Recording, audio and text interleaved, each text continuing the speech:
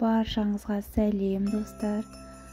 Сіздермен өте нәзік блиннидің рецептімен бөлісетін боламын. Жып-жыға, қып-қызыл, керемет болып шығады. Міндетті түрде жасап көріңіздер. Дәл осы мен көрсеткен рецептпен, себебі шықпай жүрген рецепттеріңіз жаңағы блинниді менің рецептпен жасасаңыздар, бірден шығатынына мен кепіл беремін. Өте бірден жасалынатын блинчик. 3 жұмыртқамызға ол үшін бір ас қасық шекерімізді қоса отырып, венчикпен жақсылап араластырамыз. Жәрдемасы шыққанша, содан кейін шым-шым тұзымызды қосып, аз-аздан сүтімізбен ұнымызды кезек-кезек сала отырып, әдемі венчиктің көмегімен жақсылап араластырамыз.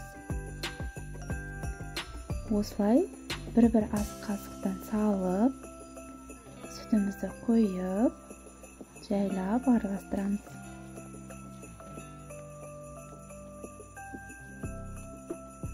Сосын соңына қарай сұйық майымызды қосамыз. Сұйық майымызды жақсылап араластырып болғаннан кейін пісіріп аламыз жаймен.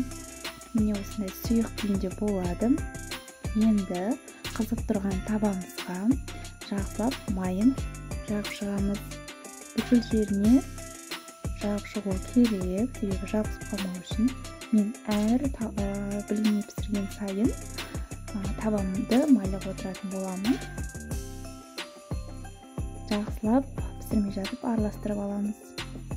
Осылай бір жөміштің көлемінде құйып, жаңағы табамыздың ортасынан бастап құйып, жан-жағында осылай видеодағыдай айналдырып шығамыз. Сонда бірдей домалақ күйде әдемі форма шығады.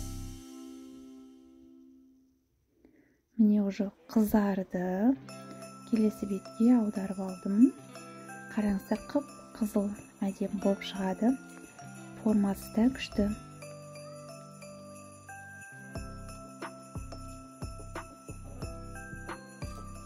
Бірінші блинчигіміз дайын. Келесі блинчикті де осылай бір шөміштен тура ортасынан бастап айналдырып, бірдей массаж жаңағы домалақ етіп шығарамыз. Қойғаннан кейін кішкене 1-2 минуттан кейін жан-жағы қызара бастайды. Сол қызарған кезде жан-жағының ненің көмегімен, жаңағы күректің көмегімен осылай ажыратып алатын боламыз. Мына қараңыздар, видеодағыдай міне ажыратып шығамыз. Себебі келесі бетке аударған кезде бір-біріне жабысып қалмау үшін осылай көріп аламыз да келесі бетке аударамыз. Кішкене байқасаңыздар болады, мен сияқты блинниларыңызды жыртып алмаңыздар. Бұл өте нәзік блинни болғандықтан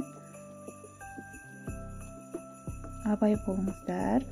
Міне келесі бетте қызарды. Осымен біздің блиннimiz дайын. Рахмет.